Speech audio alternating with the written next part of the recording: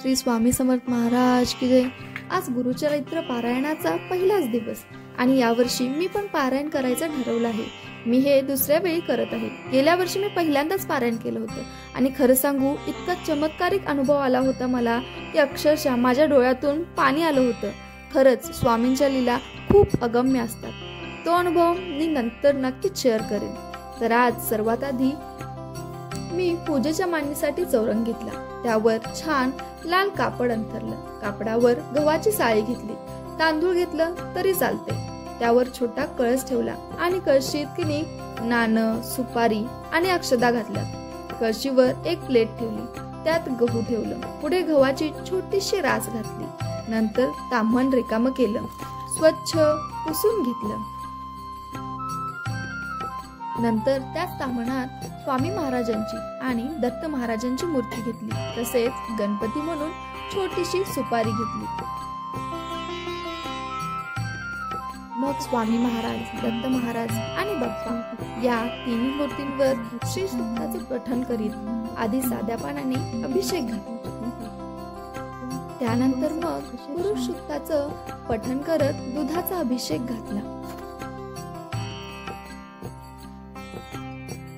नंतर तिन्ही मूर्त्या बाजूला ठेवल्या आणि ताम्हण रिकामं करून घेतलं। नंतर पुन्हा मूर्त्यांना गरम पाण्याने स्वच्छ धुवून घेतलं। मग स्वामींची, दत्तांची आणि बाप्पांची मूर्ती स्वच्छ पुसून घेतली।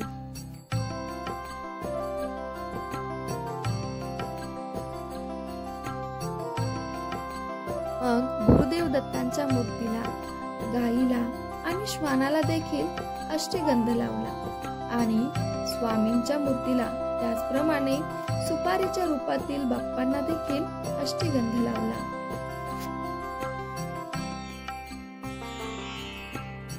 मग दत्तांच्या मूर्तींची कळसावर स्थापना केली आणि स्वामींच्या मूर्तीची कळसापुढे स्थापना केली। पानांच्या विड्यावर गहू घेऊन बाप्पांची पण तेथे स्थापना केली। तर मग सगळी पूजा अशा प्रकारे मांडून घेतली। समोर गुरुचरित्राच्या पोथीची पण पूजा करून घेतली। कळसाजवळ नारळ ठेवला आणि सोबतच दक्षिणा ठेवली। जवळ समई लावल्या। फुलांनी ही आरास छान सजवली। प्रसादासाठी साखर व पाणी ठेवले आणि अशी ही पूजेची मांडणी पूर्ण केली।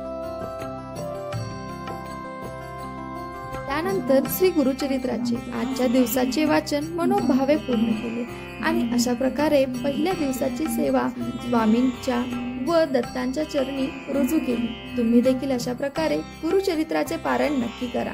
हा एक चमत्कारिक ग्रंथ आहे आणि खरंच आपल्या मनातल्या सगळ्या इच्छा पूर्ण होतात। आजचा व्हिडिओ कसा वाटला कमेंट मध्ये नक्की सांगा। श्री स्वामी समर्थ महाराज की जय।